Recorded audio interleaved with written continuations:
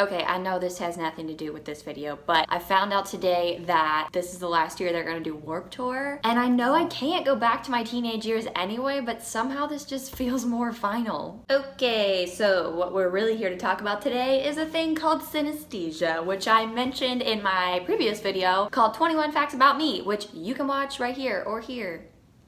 I never remember which side these links are on. I need to memorize that. I have this thing called synesthesia, which is most common in females. I feel like it never was talked about before, but now celebrities like Lorde and B. Miller are starting to do interviews about it, and people are either realizing that they also have it, or they're just fascinated by it in general. The cool thing about synesthesia is that it's different for everybody. Like, I have it and my sister has it, but it's different experiences for both of us. So if you guys have synesthesia, comment down below and let me know what you experience when you see colors or shapes or whatever, because I just think it's super fascinating. So the type that I have is called Grapheme-color synesthesia, and I don't even know if I'm saying that correctly, but I'm reading it right here from Wikipedia. It's one of the most common forms. Individual letters of the alphabet and numbers are shaded/tinged with a color. Individuals do not always report the same colors for all letters and numbers. I also have Chromesthesia, which is another common form of synesthesia, the association of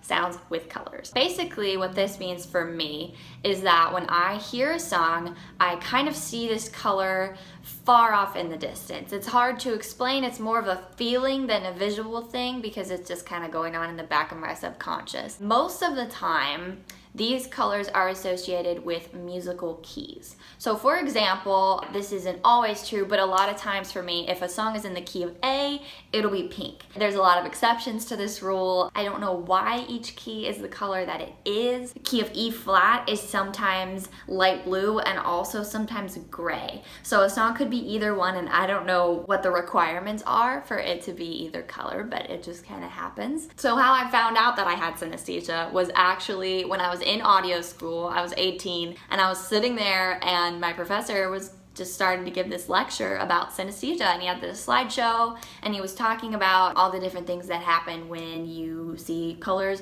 with music. And I started looking around the room at everybody and I was like, wait, does nobody else have this? And I started freaking out because I was like, oh my gosh, I'm even weirder than I thought. It took me 18 years to figure out that I had it, but it's pretty cool now that I know because everything just makes so much more sense. Like when I was younger and we would listen to the radio, I didn't know this, but a lot of radio stations actually speed up the songs that they play so they can fit in more commercials. And when they speed up the song, it raises the pitch by just a teeny bit.